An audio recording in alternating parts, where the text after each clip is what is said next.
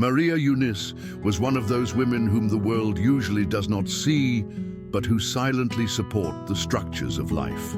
She lived with her 2 children in a small house with thin walls and improvised furniture, on the edge between the city and the countryside. She became a widow at the age of 33 after her husband died in a public hospital without proper care.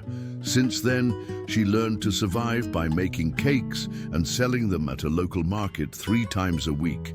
Each recipe was a piece of her mother's memory, each batch an act of courage. Her youngest daughter, Louise, was born with a heart problem that required consultations, examinations, and medications that cost more than she earned. Maria's faith was not boisterous. It was composed of gestures, persistence, and eyes that looked toward the sky while her feet remained firmly on the ground. She never considered herself special.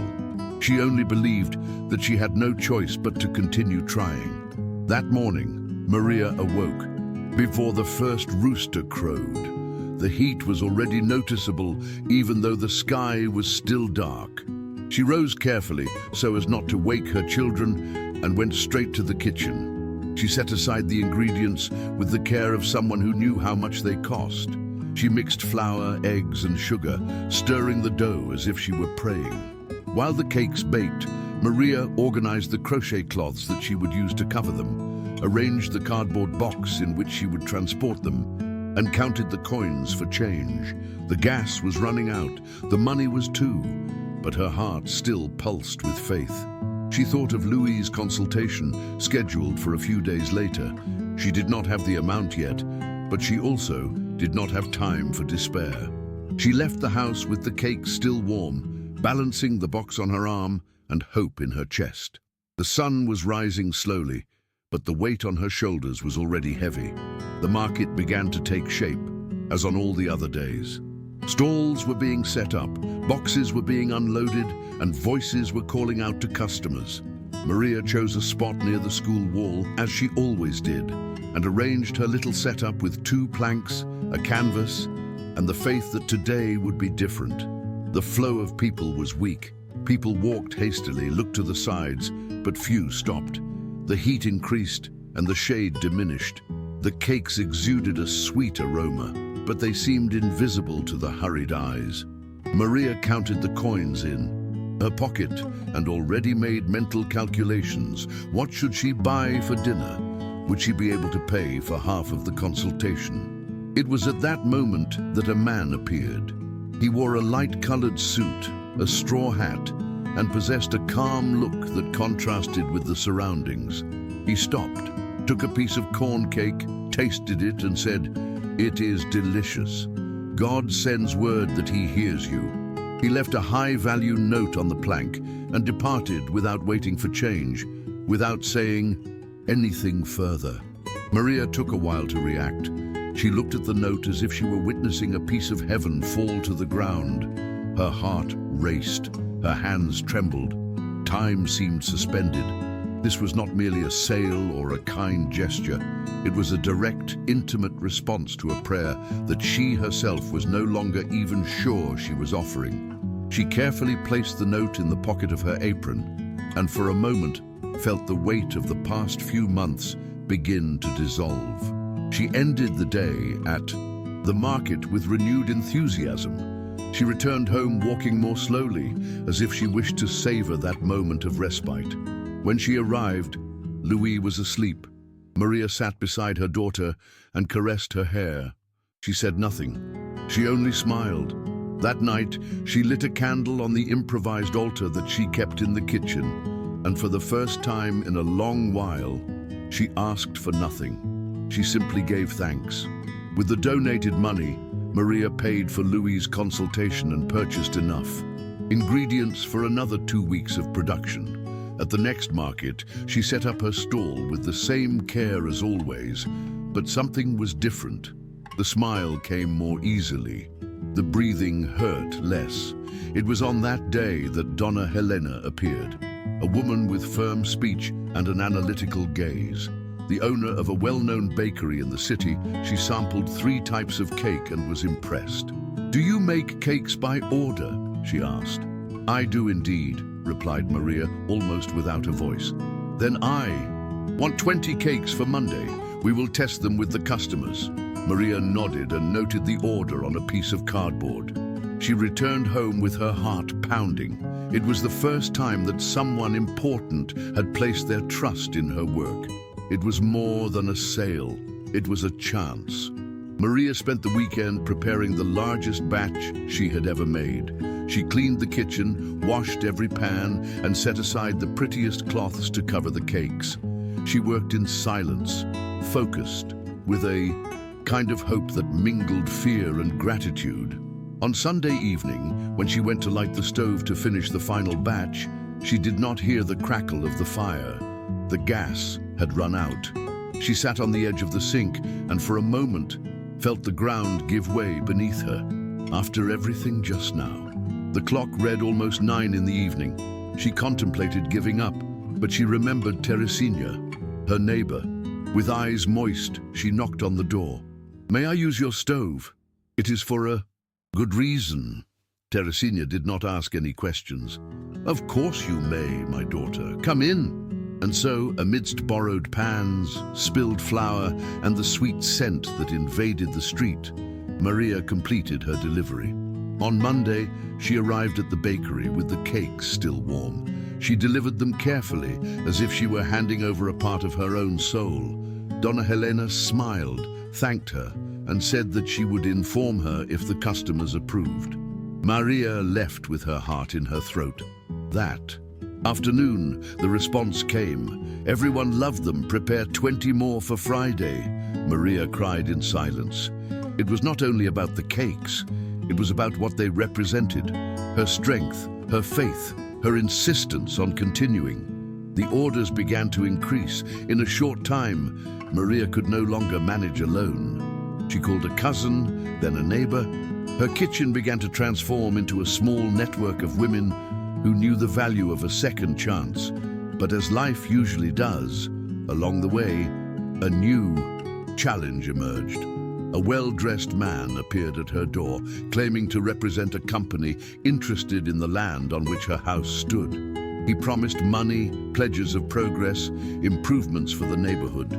Maria listened to everything in silence, then responded firmly, "It is here that I raised my children. It is here that I buried my husband. It is here that I started over. It is not for sale." The man smiled slyly, left a business card and said, "Think carefully." In the following days, neighbors began to remark that other residents had been approached. Some were selling, others resisting. The atmosphere in the neighborhood changed. The silence of the night was no longer the same, and Maria, for the first time in a long while, felt fear again. That week, the gate of her house was found in the morning with a scribbled notice. "This place will be ours no matter what." Maria tore up the note, but she did not forget it. At the market, she noticed 2 unknown men watching her. At home, she began to lock up everything earlier. She did not mention it to her children, but she knew that something was approaching. Even so, she did not stop.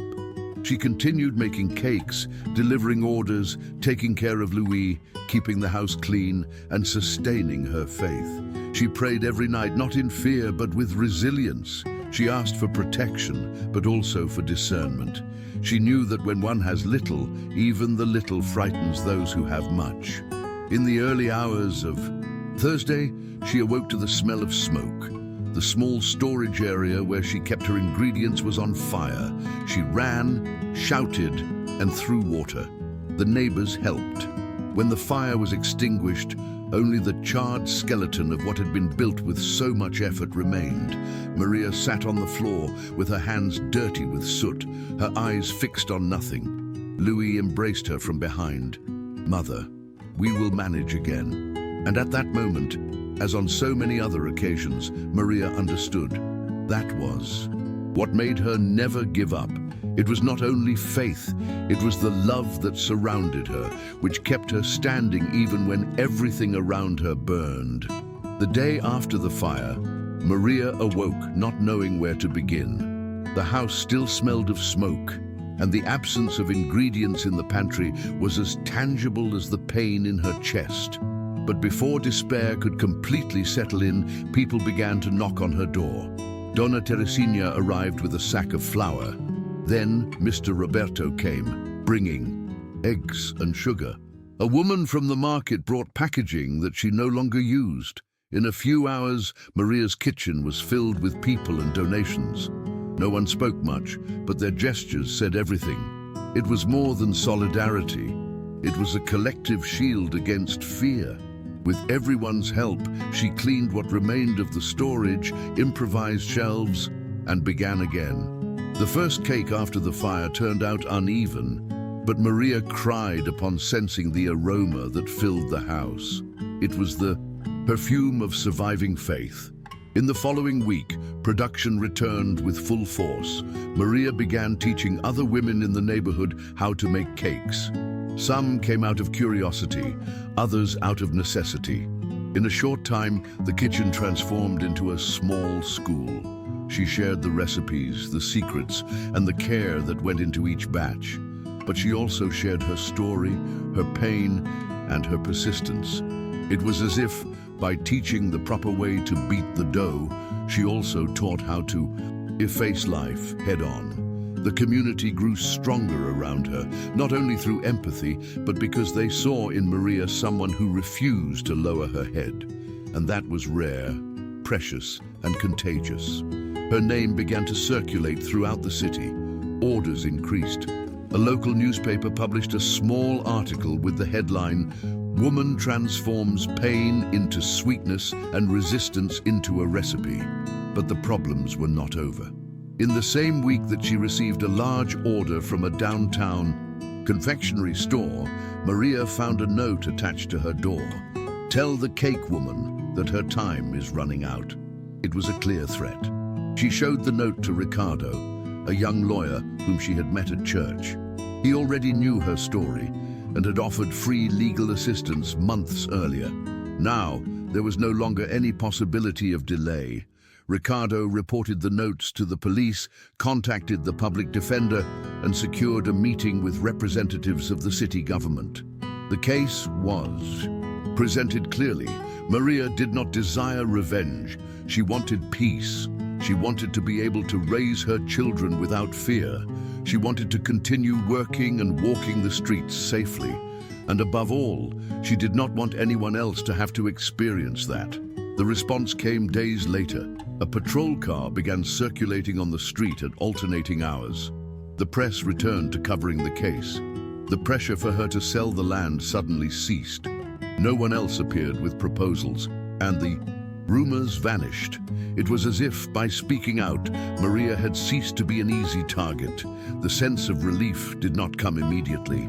Her body still carried the trauma, and her soul continued to anticipate the next shock. But little by little, confidence returned. Louis began playing in the backyard again, and her eldest son started going to school without looking back. And Maria, sitting at the table with dough in her hands, felt that she could finally make plans for after the next week. For the first time in years, she thought about the future. It was during this recent calm that the most awaited news of all arrived. Louis' surgery had been approved by a health assistance program. The documents were in order, the spot confirmed, and the medical team ready. Maria received the phone call in the late afternoon while she was gathering the pans from the last batch. She could not answer. She sat on the floor and cried with the telephone still in her hand. She called Teresina, then Ricardo. She wanted to share the joy. She wanted to shout to the world that God was still listening. She spent the following days organizing the trip, setting aside clothes, tidying the house, and explaining everything to her children with the care of someone who translates the impossible. The surgery was a light that had been gradually igniting, and now it illuminated the entire path. On the eve of the trip, Maria stayed awake the entire night. She prepared small cakes to take, organized documents, and prayed. At 4 in the morning, she left with Louis holding hands, took the bus, and faced hours on the road with her heart in her mouth. When they arrived at the hospital, They were received with kindness. The medical team explained everything. "It is a delicate surgery, but your daughter has good chances." Maria nodded with her eyes filled with tears. When Louis was taken away, she sat on a hard bench in the corridor and remained there. She could not eat, nor could she speak. She prayed. She remembered everything.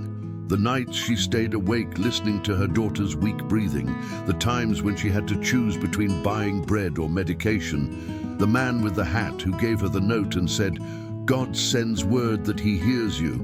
That was more than a memory. It was faith etched into her flesh. After hours of waiting, the doctor returned with a gentle smile. "Everything went well. She is going to recover." Maria did not respond. She only placed her hands on her face and cried. The tears came forcefully. It was as if each drop brought forth years of silence, of pain, of struggle, and of resistance. She was taken to the room and saw Louis sleeping, with her face peaceful and her chest rising slowly. She sat beside the bed and held her hand. Hours later, when the girl awoke, she looked at her mother and said, "I saw Daddy. He held my hand." Maria closed her eyes and smiled. She did not ask anything further.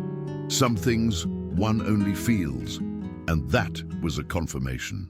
Zay was still with them. He had always been. The return home was a celebration. The neighbors organized a small reception. There were cakes, handmade posters, simple flowers, and many smiles. Maria could hardly believe it. Her daughter's heart was strong. Her kitchen was now a source of income for several families, and fear had, at least for now, receded. A local journalist published an extensive report about her story. The headline read, "The Woman Who Cooked Her Own Victory." Maria laughed when she read it. She thought it was an exaggeration. She did not see herself as victorious. She only saw herself as someone who had no choice but to continue. But, looking at her daughter playing on the sidewalk and at the aroma of cake invading the street, she acknowledged that perhaps, indeed, she had won. Days passed and the routine slowly began to breathe again. Maria resumed her deliveries, better organized the shifts of the women who now worked with her, and even began teaching recipes to teenagers in the neighborhood. It was a way to offer opportunity to those who, like her, needed only a chance. The kitchen was no longer merely a place of work. It was a space of sharing, of comfort, of learning. Some cried while beating the dough, others recounted stories while washing the pans. Maria listened to them all, offering more ears than advice. She knew that often healing began when someone simply allowed us to exist with our pain. That was what she offered, a place where no one needed to pretend to be strong all the time, where each cake came out with a part of someone and each batch served as a reminder that it was still possible to move forward. One afternoon, while walking through the town square to deliver an order, Maria saw a man sitting on a cement bench. He wore a light-colored suit, a straw hat, and had a calm look. It was the same man from the market, the one who had given her the note and the message. Maria's heart raced. She approached slowly, as if she were approaching a miracle. "Do you remember me?" she asked. He smiled as if he had known that she would come. "I do remember. God sends word that he continues to listen to you." She wanted to ask his name, where he was from, and why he had done that, but she said nothing. She only smiled. When she turned to thank him, he was already gone. The bench was empty. The air was light, and her heart was at peace. Some answers do not come with explanations. They come with presence, and that was enough. That night, Maria sat in the rocking chair on the porch with a cup of tea in her hands. She watched her children sleeping through the slightly open window. The house was still simple, but now it had color. It had the scent of life. She thought about everything she had experienced in the past few months, the losses, the fears, the threats, the new beginnings. She thought of Zay. She thought of the lingering yearning that now hurt less. She thought of the faith that was never blind but persistent. The faith that was planted like corn in dry soil, believing that one day it would rain. The faith that sewed everyday existence with an invisible thread, giving meaning where there was only disorder. Maria smiled. Her eyes filled with tears and whispered, "Thank you." It was not a thank you addressed to chance. It was a thank you to life, to resilience, to the divine presence that in some way had always been there. In the following months, the kitchen grew. It received a small renovation with the help of donations and volunteers. New equipment arrived, production increased. Women from neighboring neighborhoods came to learn, to seek income, to share their stories. Maria began to offer workshops at the neighborhood association and was invited to speak on a community radio station. When they asked her the secret behind so much success, she replied simply, "I listened much more to the heart than to the head." And perhaps that was indeed the case. She did not have a plan. She had a sick daughter, a threatened house, and a faith that could not be contained in a single paragraph. The transformation came from love, from hard work, and from the decision not to remain silent in the face of injustice. She became a reference not because she had won on her own, but because she had allowed others to win with her. Louise's health improved day after day. She ran across the backyard with her brother, helped her mother with the dishcloths, and read stories before bedtime. The sparkle in the little girl's eyes was the portrait of an everyday miracle. With each of her laughs, Maria felt her chest warm. She knew that life would still present difficulties, that the road was long, but she also knew, now more certainly than ever, that she was no longer alone. Her house, which had once been merely a shelter, was now a meeting point.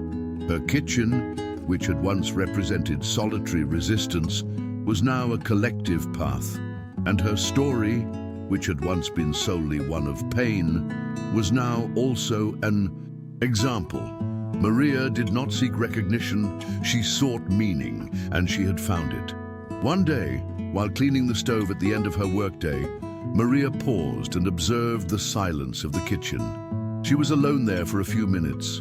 The pans were still warm, the cloths hanging to dry, the sweet aroma lingering in the air. She sat on a small stool and closed her eyes.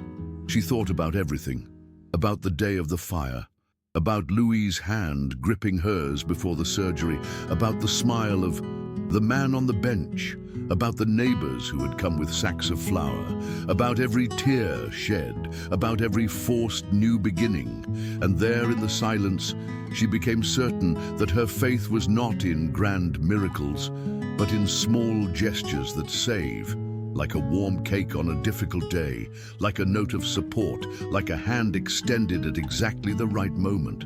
She smiled to herself, got up, and turned off the light. It was time to rest, because tomorrow there would be more cake, more struggle, and certainly more life. If this story touched your heart in any way, please leave a comment sharing what it awakened in you. Have you ever experienced something similar? Do you know someone like Maria? Your words can inspire others to continue, just as she continued. Let us transform this space into a place of sharing, acceptance, and faith.